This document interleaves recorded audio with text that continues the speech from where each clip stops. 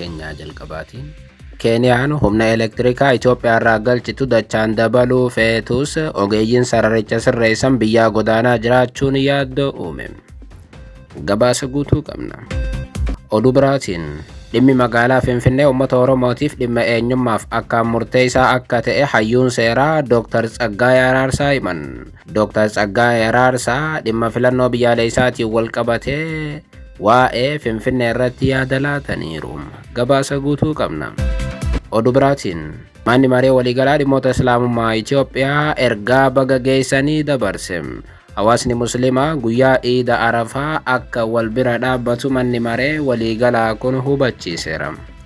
Ayyaana Iidul Adhaa gabaasa guutuu qabna.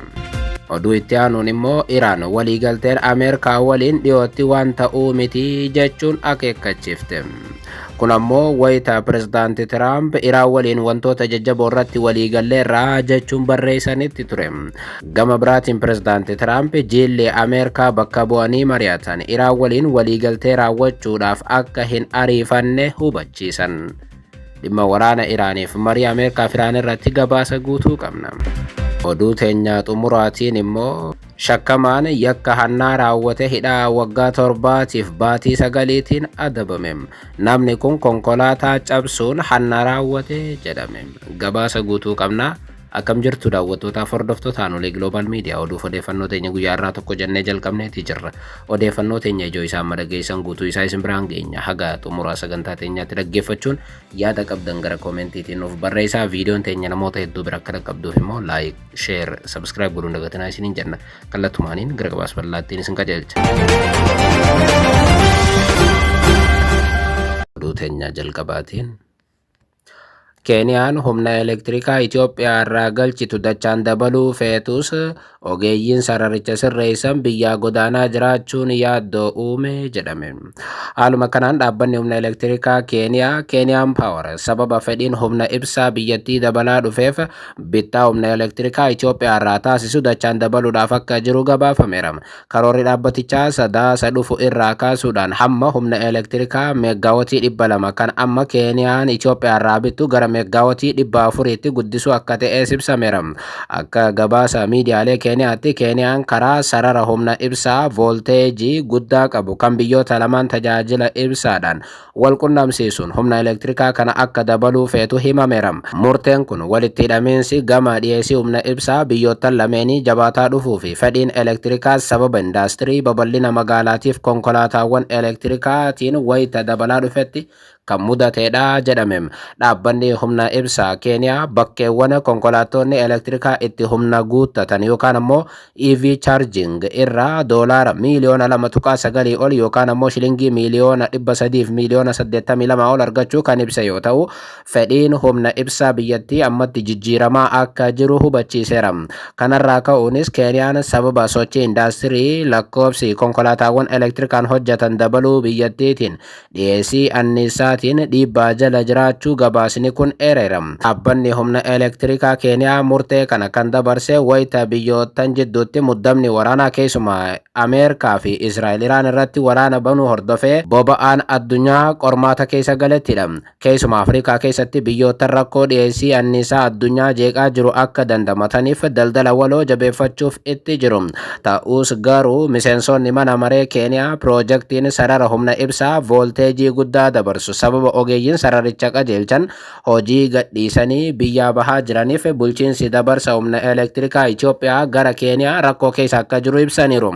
Miseensonni mana maree koree anniisaatii fi peetrooliyeemii wayita gama buufata elektirikaa Suswaaf wayita ta'anitti rakkoon sarara elektirikaa humna voolteejii guddaa dabarsuudhaan Itoophiyaa fi Keeniyaa jidduutti diriirfame ogeeyyiin sarara kana bulchuudhaaf leenjifaman biyyaa bahaa jiru jechuun akeekkachiisan. Warra gama kanarra ture keessaa tokko kan ta'an miseensi paarlaamaa Chepalungu Victor Koyech namoota sarara humna elektirikaa kana qajeelchan 18 leenji'anii hojiirra turan keessaa 7 gara Awurooppaatti waggaa 3 darban godaananiiru jedhan. Biyyattiin ogeeyyii kana irratti qabeenya hagasii dhangalaastee isaan akkasiin ba'uun baay'ee waan hamaadha jechuun dubbatan. Miseensonni mana maree Keeniyaa kunneen haalli kun dandeettii biyyattiin rakkoo teeknikaa piroojeektii kana bulchuu dadhabsiisaa jiraachuullee akeekkachiisuun dubbatan. Ogeeyyiin kunis sababa kaffaltii akka hojii kana gadhiisaa jiran gabaasa kana keessatti erameera yookaan ammoo miindaan xiqqaachuun wal qabatee gara Awurooppaatti godaanuuf dirqamanii jedhame. Sararri elektirikii humna elektirikaa voolteejii guddaa Itoophiyaa fi Keeniyaa jidduu dabarsu fageenya kiloomeetira 1,065 kan qabu yoo ta'u haga meegaawatii 2,000 dabarsuu danda'a jedhamuun kan ijaaramedha. Buufanni elektirikaa Suswas bakka humni elektirikaa Itoophiyaa irraa dhufe Keeniyaa keessatti itti kuufamudha. Osoo dubbannu Keeniyaan fedhiin isii guddoon humna elektirikaa guddaa Itoophiyaa irraa bituun Itoophiyaadhaaf buufata doonii lamuu kennuu ture.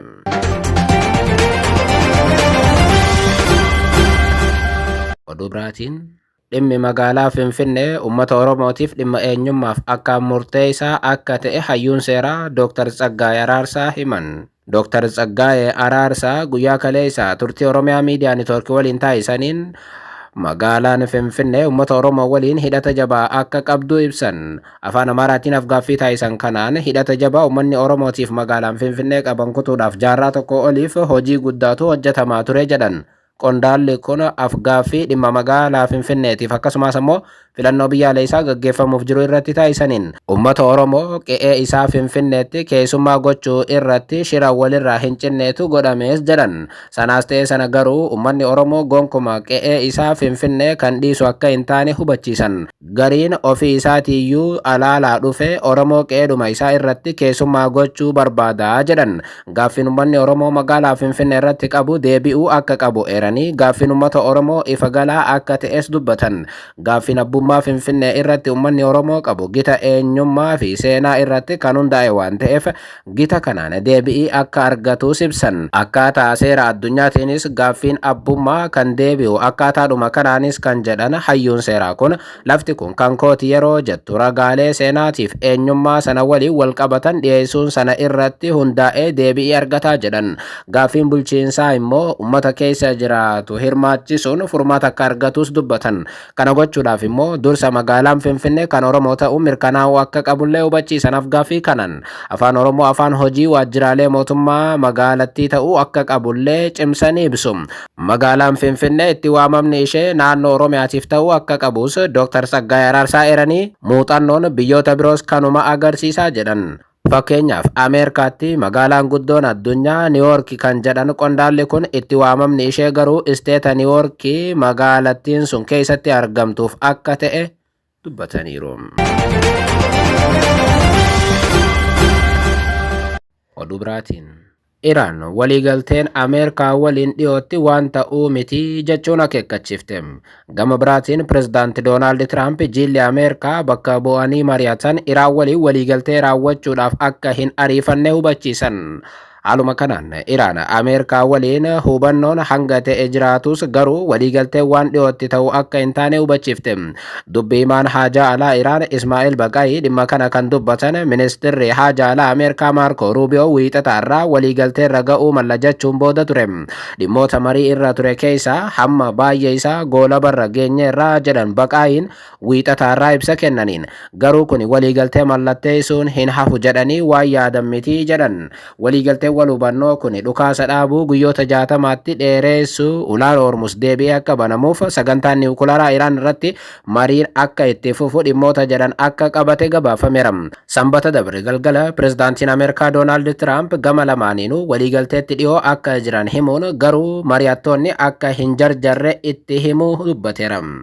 Wiixataarraa Maarko Ruubiyoon magaalaa guddoo Hindii Niw Deeliitti gaazexeessitootaaf ibsa kennaniin guyyaa kaleessa oduu gaarii waan dhageenyu seenee turre feetu arra dhaga'uu mallaa jedhan.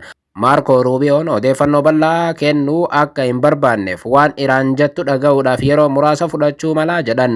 Gama biraatiin miidiyaan Ameerikaa guddichi CBS akka gabaasetti hoogganaa olaanaan biyyattii Mojtaba Khameneiin iddoo dhokataa taa'ee bakka buutootatti waan dubbatuuf mariin kun akka barbaadame tarkaanfachuu dhiisuu malaa jedheera. Gama kaaniin Doonaald Tiraamp ibsa kennaniin jilli Ameerikaa bakka bu'anii mari'atan Iraan waliin waliigaltee raawwachuudhaaf akka hin jarjarre hubachiisaniiru. Mariin Ameerikaa fi Iraan kun waraana dhaabuudhaaf taasisaa jiran gara xumura argachuutti dhiyaachaa wayita adeemu. Pirezidaanti Tiraamp jila Ameerikaa bakka bu'anii Iraan waliin mari'achaa jiran ariifattanii waliigaltee mallatteessinaa jechuun akeekkachiisan.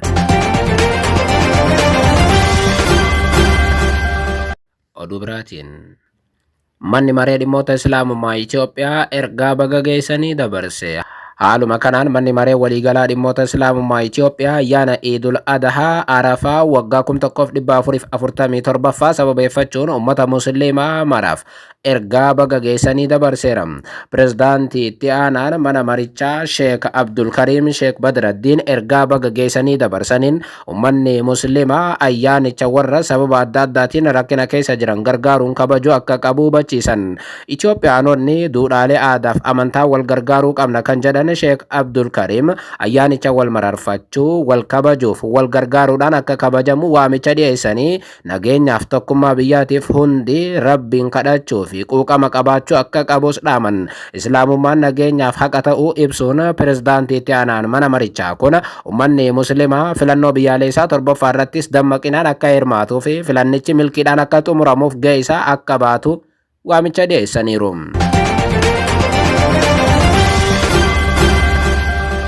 Oduu teenya xumuraatiin shakkamaan yakka hannaa raawwate hidhaa waggaa 7tiif baatii 9tiin adabame. Haaluma kanaan shakkamaan foddaa konkolaataa cabsuun yakka hannaa raawwate hidhaa waggaa 7tiin adabamuun ibsameera. Yakki hannaa kun kan raawwate kutaa magaalaa Eekkaa Aanaa Duwwaa tokko iddoo addaa dirree kubbaa miilaa Caffeetti yoo ta'u, kanneen qabeenyi isaanii jalaa hatame bilbila isaanii konkolaataa keessa kaawwachuudhaan cufanii osoo kubbaa taphatanii kan jalaa hatame ta'uu poolisiitti himaniiru. Himatamaan Indaalkaachoo Xaasoo jedhamu konkolaataa Doolvinii lakkoofsa gabatee koodii 2A 4529 AA qabu foddaa isaa cabsuudhaan bilbila harkaa ismaartii ta'e adda addaa 4 hatuudhaan yeroodhaaf miliquus hordoffii taasifameen akka to'atame poolisiin dhimmicha qoratee hubachiiseera. Qajeelchi waliigalaa poolisii kutaa magaalaa Eekkaa iyyannoo miidhamtoota buufata poolisii naannoo Faransaay beeksisuun himatamaan hordoffii taasifameen to'atamuun qorannoo taasifameen bilbila 4,025 akka gurgurate lakkoofsa herregaa isaa irratti akka galfate ragaa mirkanaa'eera. Manni murtii federaalaa sadarkaa jalqabaa damee Eekkaa hirmaannaa ragaalee qindaa'e waliin ilaalaa erga ture booda himatamaa Indaalkaachoo Xaasoo yakki raawwatee balleessaa ta'uu isaa mirkaneeffachuudhaan waggaa 7f baatii 9 hidhaan akka adabamu irratti murtaa'eera. Qajeelchi waliigalaa poolisii magaalaa Finfinnee konkolaataa bakka nageenyi isaa hin eeggamne dhaabuun yakkaaf saaxilamuu akka danda'u beeksisuun konkolaataa bakka eegumsaaf iddoo qophaa'eef dhaabuun konkolaachistoonni yakkaaf saaxilamuu irraa akka of eegan odeeffannoo miidiyaaleedhaaf ergeen hubachiiseera.